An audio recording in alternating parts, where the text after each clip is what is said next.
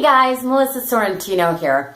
I want to talk today about using improv skills to find your way to mindfulness and to have it help you get through your boring ass work days. How does that sound? Okay, so when we are at work, a lot of times we are actually in a zone, but a lot of times we are not in a zone. And if you don't know, you can actually be subject to thinking that these are spontaneous occurrences. But you know what? You can actually control those and sort of like use them to your advantage. The day, like at an office, for example, I've worked in many an office and I have been oftentimes immersed in some kind of project. And when you're immersed in a project, maybe you have a deadline, like, okay, 4 o'clock, you need to have this thing done because you need to email it to your boss, yada, yada, blah, blah, blah. And so, like, let's say you have a deadline of 4 o'clock and you have to, I don't know, input a bunch of bullshit into a database, okay? So you're like, I need to input all this crap by 4 o'clock, and then whatever's going to happen after is going to happen. But you know you have a deadline, you know you have a stack yay high, and you have like a grid yay large, and you need to get this data into this data location, okay? So that's your project for the day. What happens is when we're in like a rush, if we can get focused and just go like, okay, I need to type this word, I need to do this calculation, I need to do this particular, whatever the moment, the little containedness of that moment is, you actually get involved in doing the do, and time flies. And more often than not, you look at the clock and you're like, oh shit, it's 3:45, I only have 15 more minutes. Now, I know that can go too far in one direction, and then that leads to stress, and that's no fun. And if you're always pressured to do too much in too little time, it's not going to be very like healthy, and it's going to be very stressful. Eventually, you might start to hate your job, want to quit it, etc., etc. Whole ball wax for a different day to deal with. But I want to talk about that there is a sweet spot between that and clock watching. Now, when we're clock watching, often it can still be that we have a deadline. We might even still have stuff to do and we're stressed, but sometimes that stress can like overload to a point of like tilt, and then you just kind of like shut down. And when we shut down, that's when we kind of get to like the brain actually sort of like gets bored. It sort of like numbs itself.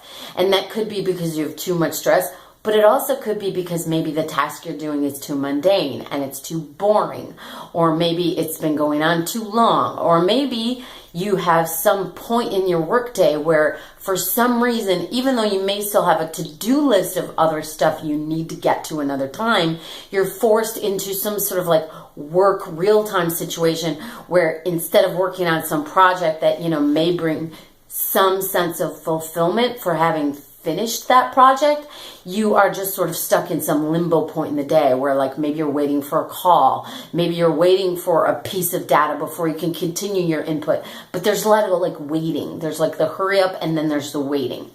So I'm going to talk about that kind of sweet spot between the hurry up and the waiting, where you're just like bored out of your mind versus like stressed.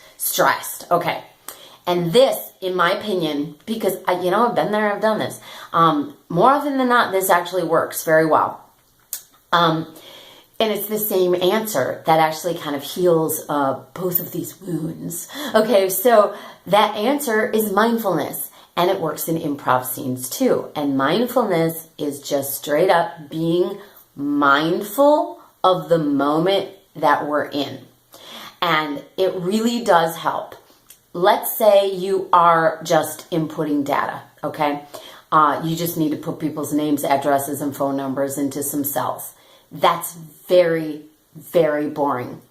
But if you allow your brain, it's almost like, oh gosh, I don't want to go too far. Do you remember those magic eye pictures where you like stare at the picture until it like something looked like it was like coming out? It was like, oh, look, oh my God, it's dolphins and underwater, even though it just looks like speckly specks. It's kind of like that. When you soften your attention. You soften it and you allow it to be like affected, like allow yourself to be, that's all I can say is like soft, like supple. Your brain, just soften it a little bit. Instead of like, I gotta get this done, just be like, I'm gonna get this done in plenty of time.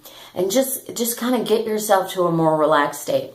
And allow yourself to find little silly things to enjoy about what you're doing.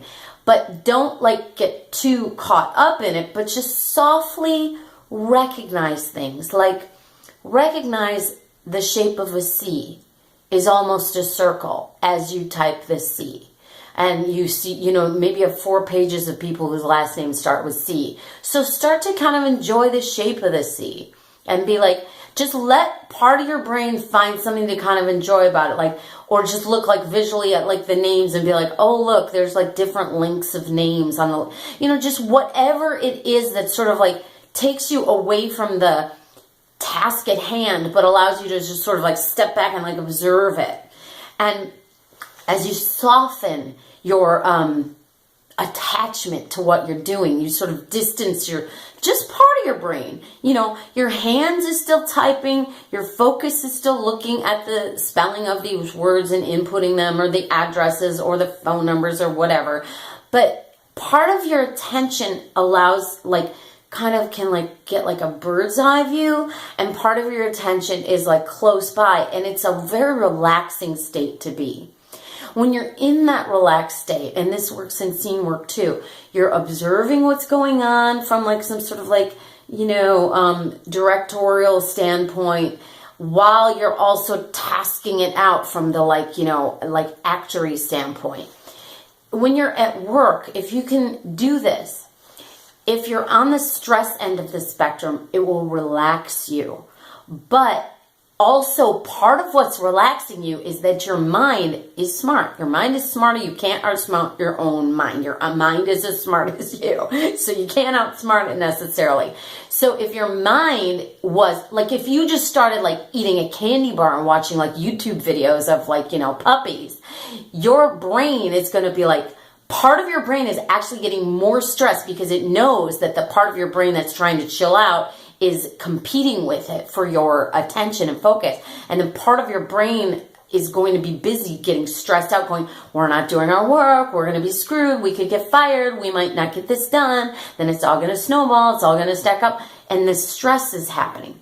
So what you're doing is you're alleviating the stress part of your brain by going, we're still doing the work, man. We're still typing. We're still putting the data into the data boxes.